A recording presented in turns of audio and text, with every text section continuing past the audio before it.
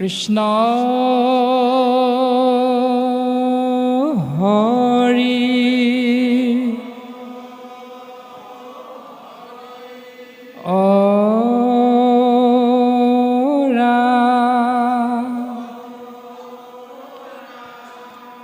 কৃষ্ণ শংকৰ গুৰু হৰি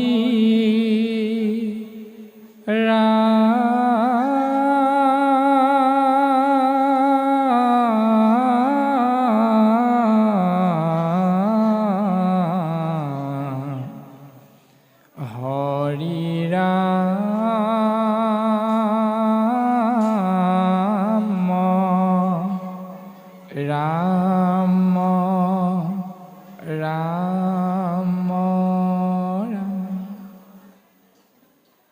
জয় গুৰু শংকৰ সৰ্বগুণাকৰ যাকেৰি নাহি কেও পাম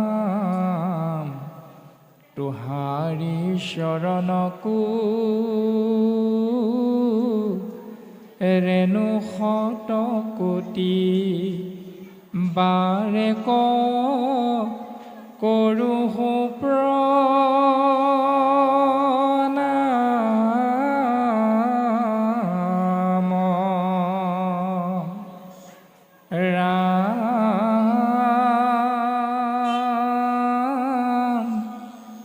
বাৰে কৰো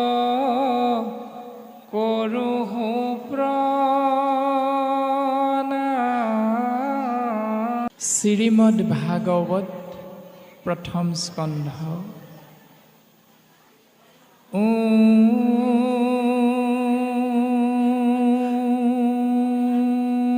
নমো ভগৱতে বাসুদেৱায়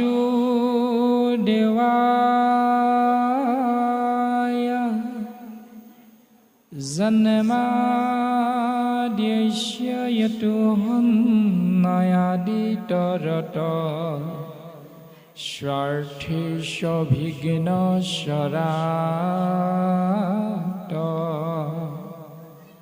তেনে ব্ৰহ্ম হৃদয়াদিকৱয়ে মুহ্যন্তি য়ৎ সূৰয়ঃ তেজোৱাৰিমৃদাং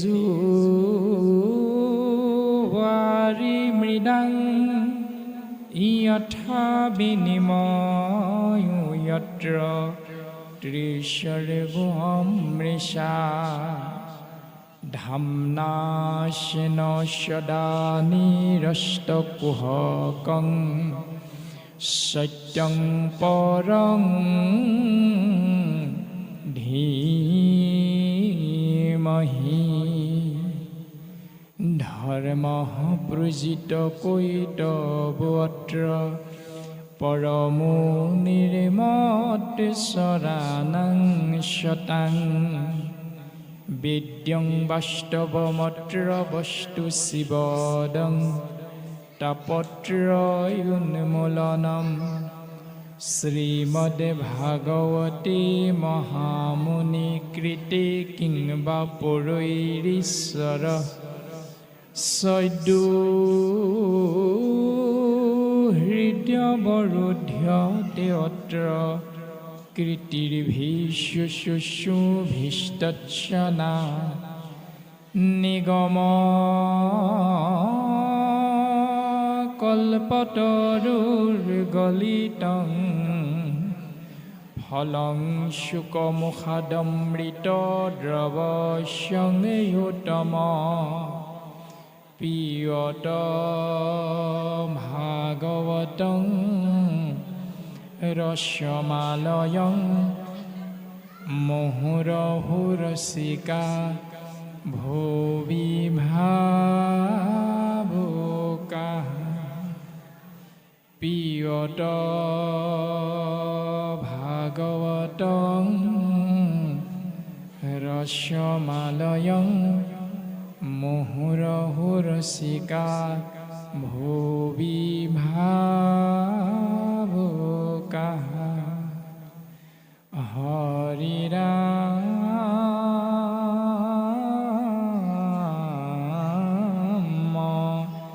ৰাম ৰাম ৰাম।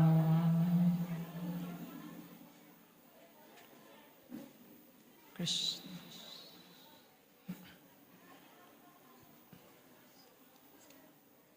প্ৰথম অধ্যায় পদ মংগলাচৰণ, ঋষিৰ প্ৰশ্ন আৰু ব্যাস নাৰদ সংবাদ। হে ৰাম জয় জয় কৃষ্ণ কৃপাময় মহেশ্বৰ, যাৰ আজ্ঞাহিৰে বহে ব্ৰহ্মা হৰি হৰ। এই ৰাম মৎস্য কুৰ্ম আদি অংশ অৱতাৰ যাৰ, ঈশ্বৰ কৃষ্ণক কোটি কোটি নমস্কাৰ।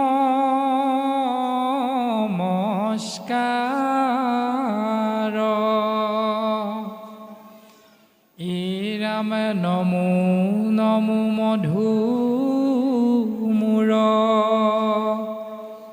ৰিপু মহাহৰি,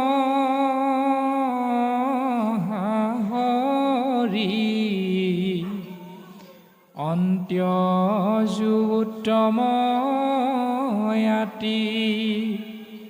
হৈ যাক স্মৰি।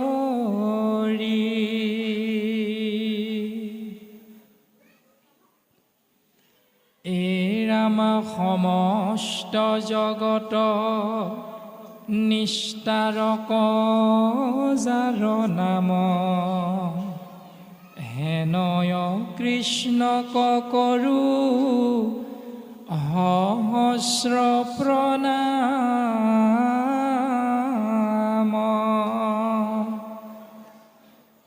প্ৰভু ভগৱন্ত ভকতৰ নৱনিধি, হৰি কস্মৰণে আৰম্ভৰ শোক সিদ্ধি। এই ৰাম পৰীক্ষিত মুখ্য কথা, দ্বাদশ স্কন্ধৰ, কৃষ্ণৰ চৰণে ভনে কিংকৰ কৃষ্ণৰ।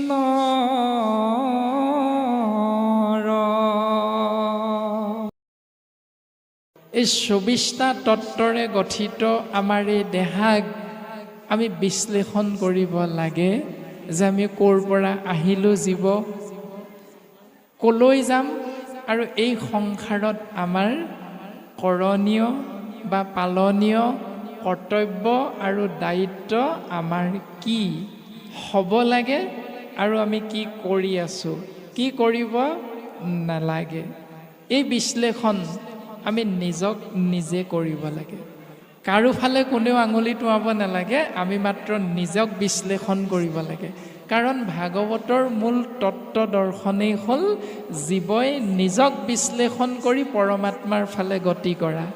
আমি কোন মানুহ, কোন বাপ, কোনগৰাকী আই, আমি কোনখন সমাজৰ, এইটো ডাঙৰ কথা নহয়। অৰ্থাৎ এজাক বৰষুণ পৰাৰ লগে লগে সেই বৰষুণজাকত নিতিতিবৰ বাবে আমি এটা ছাতি ব্যৱহাৰ কৰোঁ। কোনোবাই ছাতি নাই কাৰণে জাপি এটা লৈ গ'ল, কোনোবাই ছাতি আৰু জাপিও নাই বস্তা এটাকে লৈ গ'ল, কোনোবাই ঘৰলৈ যাবই লাগে এই গুৰুগৃহৰ পৰা বহিবলৈ দিয়া ধৰা এখনকে মূৰত লৈ তেওঁ গৃহলৈ গুচি গ'ল। তাৰমানে সেই ধৰাখনেই তেওঁৰ কাৰণে ছাতি আৰু জাপিটোৱে তেওঁৰ কাৰণে ছাতি, পানীয়ে তেওঁক তিয়াব নোৱাৰে। এই ভাৱনাটো যে আমি ভাবোঁ যে প্ৰত্যেক দেহধাৰী জীৱই আমি এক শক্তিৰ ফালে ধাৱমান হওঁ, সেই শক্তিৰ নাম কোৱা হৈছে পৰম আত্মা, পৰম ব্ৰহ্ম, ঈশ্বৰ কৃষ্ণ বুলি আমি চিনাকি পালোঁ গুৰুজনাৰ কৃপাত। গতিকে আমি কোনেও কাৰোফালে আঙুলি নুটোৱাকৈ, কোনেও কাৰোফালে আমি বোকা নছটিওৱাকৈ, কেৱল আমি জীৱ শ্ৰেষ্ঠ বুলি কোৱা মানৱে নিকৃষ্ট কৰ্ম নকৰি আমি জীৱৰ শ্ৰেষ্ঠ কৰ্ম কৰিলেহে আমি জীৱ পৰমাত্মাৰ ফালে আগবাঢ়ি যাব পাৰিম। এয়া গুৰুজনাৰ সিদ্ধান্ত। এজন সাধু গংগা নদীৰ তীৰত গৈ গংগাৰ জলত তেওঁ স্নান কৰিলে আৰু স্নান কৰি উঠি অহাৰ পাছত পাৰতে ৰৈ থকা এজন অসাধু লোকে তেৰাক খং তোলাবৰ বাবে কিমাননো ধৈৰ্য আছে, এওঁনো মোক কি কৰে চাওঁ বুলি ভাবি লৈ তেৰাই কি ক'লে, কি কৰিলে, হাততে অকণমান বোকা লৈ সেই সন্তজনৰ গালৈ ছটি মাৰি দিলে। ছটি মাৰি দিয়াৰ লগে লগে সন্তজনৰ দেহটো বোকা লাগি লেতেৰা হৈ গ'ল। তেওঁ মানুহজনলৈ অকণমান সময় চালে, চাই লৈ তেওঁ একো নোকোৱাকৈ পুনৰ তেওঁ গংগা নদীত জলত তেওঁ আকৌ দেহাটো পখালি আহিল, পাৰলৈ উঠি আহিল। আকৌ সেই অসাধু লোকজনে তেওঁৰ গালৈ বোকা দলি মাৰি দিলে। তেনেধৰণে তেওঁ গাটো তিয়াই পাৰলৈ উঠি আহে, আকৌ বোকা দলিয়ায়, আকৌ গাটো তিয়াই উঠি আহে, আকৌ বোকা দলিয়াই দিয়ে। তেনেধৰণে হেজাৰবাৰমান তেওঁ একেটা কৰ্মকে কৰি আছে, কিন্তু অসাধু লোকজনক মুখেৰে এটা কথাও তেওঁ উচ্চাৰণ কৰা নাই। এতিয়া আমাৰ নিচিনা যদি মহা অধম হ'লহেঁতেন গালি পাৰি তীধগতি দেখুৱালোহেঁতেন, কিন্তু সেই সাধু সন্তজনে কিন্তু মুখেৰে এটা গালিও তেওঁক পৰা নাই, এটা কথাও তেওঁক বেয়াকৈ কোৱা নাই। আৰু শেষত যেতিয়া দুপৰীয়া হ'ল, পুৱাৰ ভাগৰ পৰা সময়টো আগবাঢ়ি গৈ থাকোঁতে যেতিয়া প্ৰখৰ ৰ'দ দুপৰীয়া হ'লগৈ, এইজন ক্লান্তসিক্ত হৈ গৈছে, এইজনহে ৰ'দত ভাগৰত থাকিব নোৱাৰা হৈছে, কিন্তু সাধুজনৰ একো হোৱা নাই। সাধুজনে বাৰে প্ৰতি গা ধুৱে, আকৌ উঠি আহে, আকৌ গা ধুৱে, আকৌ উঠি আহে, কিন্তু যিজনে বোকা দলি মাৰি আছে, ছটিয়াই আছে, এইজন ভাগৰত লালকাল হৈ গৈছে, থাকিব নোৱাৰা এটা অৱস্থা হৈ গৈছেগৈ। তেওঁ হঠাৎ চিন্তা কৰিছে যে মই ইমান বোকা দলিয়াই আছোঁ, তেওঁ একো কথা কোৱা নাই, কথাটো কি? নিজৰ কথাটো বুজি পাই তেওঁ সাধুজনৰ চৰণ পংকজত নিজকে অৰ্পণ কৰি কৈছে যে প্ৰভু, আমি মহা অধম, আমি যিটো কাম কৰিব নালাগিছিল আমি সেইটো কাম কৰিলোঁ, কিন্তু ইমান আপোনাক অন্যায় কৰাৰ পাছতো আপুনি যে আমাক মুখেৰে এষাৰ গালিও পৰা নাই, কাৰণটো কি? তেতিয়া সাধুজনে কৈছে যে প্ৰভু, তুমি আমাক পৰম উপকাৰ সাধন কৰিলা। বোলে প্ৰভু, আমি আকৌ কেনেকৈ পৰম উপকাৰ সাধন কৰিলোঁ? কিমান দূৰ দূৰণিৰ পৰা ভক্ত সাধু সন্ত আহি এই গংগাৰ পবিত্ৰ জলত স্নান কৰে পাপ নাশ হ'বৰ বাবে, পবিত্ৰ হ'বৰ বাবে। আৰু আমাৰ সৌভাগ্য যে তুমি যদি বোকা ছটিয়াই নাথাকিলা হয়, আমি অকল এবাৰ স্নান কৰিয়ে গুচি গ'লোঁ হয়। গতিকে তুমি যিমানবাৰে আমাৰ দেহত বোকা ছটিয়াইছা, আমি সিমানবাৰেই হাজাৰবাৰ, শত সহস্ৰবাৰ আমি গংগাত স্নান কৰিবলৈ সুবিধা পালোঁ। কিন্তু কত দূৰৰ পৰা আহি এই পুণ্য পবিত্ৰ জলত স্নান কৰিবলৈ কতই সুবিধা নোপোৱাকৈয়ে এই সংসাৰ ত্যাগ কৰিব লগা হৈছে, গতিকে তুমি আমাৰ মহা উপকাৰ সাধন কৰিলা। সেইজনা সাধুৰ ওচৰতেই সেই অসাধুজনে শৰণাপন্ন হৈ শৰণ গ্ৰহণ কৰিছে। এতিয়া এই কাহিনীটোৰ জৰিয়তে আমি কি শিক্ষা ল'ব পাৰোঁ? যে আমি যদি প্ৰকৃতাৰ্থত সাধু সন্ত বা ভকত বৈষ্ণৱ হ'বৰ বাবে আমি চিন্তা কৰোঁ বা হ'বৰ বাবে যদি আমি আগবাঢ়ি যাব বিচাৰোঁ বা গুৰুজনাৰ আদৰ্শ যদি আমি শিৰোগত কৰিব বিচাৰোঁ, তেতিয়াহ'লে আমি প্ৰবল শক্তি সৰ্বপ্ৰথমে আমি ধৈৰ্য আয়ত্ত কৰি ল'ব লাগিব। সমস্তজনে আমি জানো যে ধৈৰ্যৰ ফল সদায় মিঠা বুলি কৈছে। এতিয়া আমি ধৈৰ্য ধৰিব পাৰিছোনে নাই পৰা, আমি এই বিশ্লেষণ ভাগৱতৰ জৰিয়তে সত্য, শৌচ, ক্ষমা, দয়া, এই ছটো বৰ্গ, এই ছটো গুণ আপুনি মই আমাৰ দেহত ৰাখিব পাৰিছোনে নাই পৰা। 3 ভাগ আমি সৰ্বসাধাৰণতে আমাৰ দেহত ৰাখিব পাৰোঁ। সত্য, আমি সঁচা কথা কম, কেতিয়াবা মিছা কথা কওঁ বাৰু, কিন্তু যিমান দূৰ সম্ভৱ আমি ভকত এটা উপাধি বা এভাগ নাম যেতিয়া আনৰ মুখৰ পৰা আমাৰ দেহলৈ পঠিয়াই দিয়া যায়, সেই উপাধি বা নাম বা সেই তত্ত্ব আমাৰ দেহত সংযোজন হোৱাৰ লগে লগে আমি ভাবি লওঁ যে আমি আজিৰ পৰা আৰু কেতিয়াও মিছা আশ্ৰয় নলওঁ। এইখিনিলৈকে আমাৰ ঠিকেই থাকে। তাৰ পাছতে ক্ষমা, আমি 80% হ'লেও ক্ষমা গুণটো আমাৰ দেহত ৰাখিব পাৰোঁ।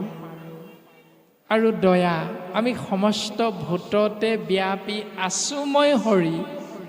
ভগৱন্ত পুৰুষে যে মহামহন্ত উদ্ধৱক সিদ্ধান্ত দিলে, এই সিদ্ধান্ত আমি যিমান পাৰোঁ পালন কৰিবৰ বাবে চেষ্টা কৰি আমি সমস্তকে দয়া, এই ভাৱনাটো আমি প্ৰকাশ কৰিবলৈ চেষ্টা কৰোঁ।